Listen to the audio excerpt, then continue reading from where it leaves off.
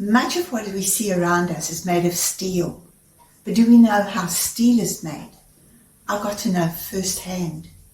I was bundled into a green overall, a security hat, hard point shoes, and I was told to make a slide program on the refurbishment of a blast furnace.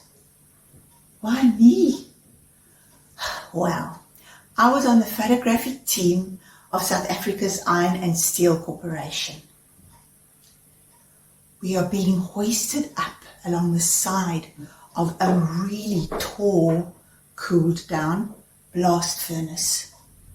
I'm taken totally out of my comfort zone. Yes, the higher we get, the more we can get to see of the vast steelworks, and the bird's eye view is impressive. The makeshift open lift creaks ominously. The chains rattle. The metal plating of the blast furnace is cold and hard to the touch. My green overall is insufficient to shield me against the icy winter wind. The lift jerks to a halt. I'm invited, hardly the right word, to step off the makeshift lift and onto a wooden deck that has been built around the blast furnace close to its highest point. At that level, manholes have been cut into the steel casing so that you could access the interior. "Come on, girlie," says a gruff voice. There's no time to tell you about my fear of heights. The moment is now. I bend down to start to creep through the manhole.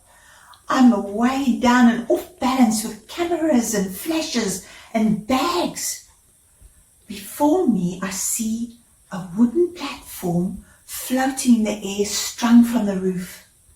Many brown overalls are hacking away at the burnt-out refractory bricks that line the outside covering. The air is thick with dust. An eerie light is created from naked light bulbs. I bend down to step through the manhole, and my step lengthens and lengthens. My breath catches in my throat. In the gap between my legs, there are 6 stories of intense, empty blackness. My senses reel. The moment freezes. I'm on the platform. I'm moving around among the brown overalls.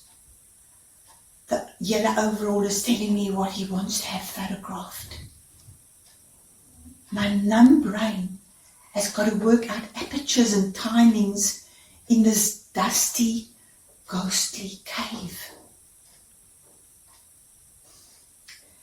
I think actually the best shots from that moment were blurred movement, slow motion depictions of humans working in an inhuman reality.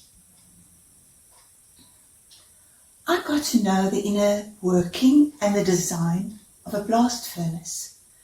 I got to know how they make steel, mostly iron ore, coal and oxygen. But more importantly, and the fearsome heights. We had a face-off that day. I hesitate to say that I conquered. 40 years down the line, that moment is still with me, frozen in endless time.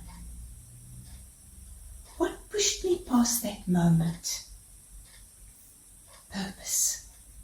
I had a job to do, and purpose overcame fear. I developed steel. To have purpose, that's the way to overcome.